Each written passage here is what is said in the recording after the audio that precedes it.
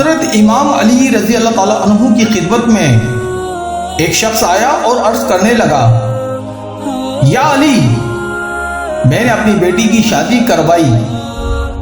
لیکن چند ہی ماہ ہیں وہ شادی ٹوٹ گئی۔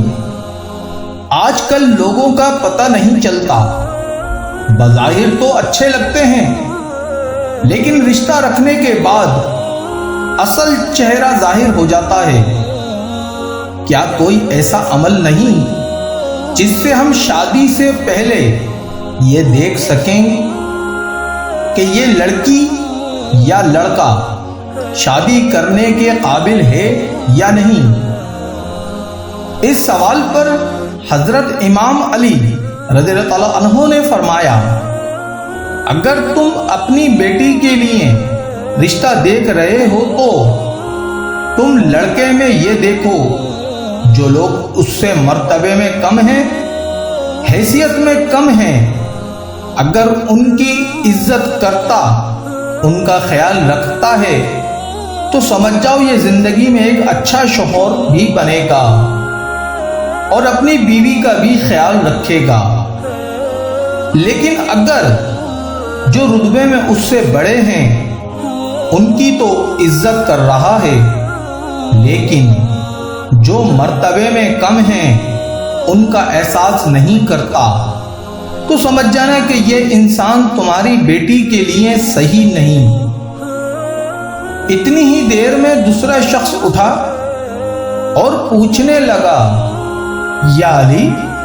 اگر ہم اپنے بیٹے کے لیے رشتہ دیکھیں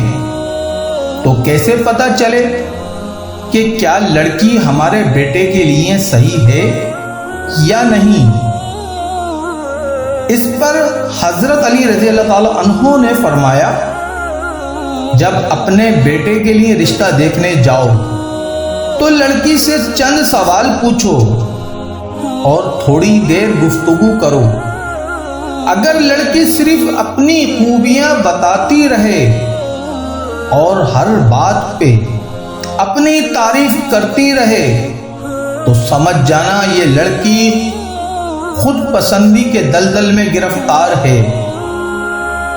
اگر لڑکی اپنے گھر والوں کی بات کرے، اپنے والدین کی بات کرے تو وہ لڑکی آنے والے وقت میں کسی بھی انسان کے لیے اچھی بیوی ثابت ہو سکتی ہے۔ اور اگر کوئی انسان ان دونوں اعمال کے بعد بھی گھبرانے لگے اور فیصلہ نہ کر سکے تو وہ گھر آ کے 27 مرتبہ سورہ کوثر پڑھے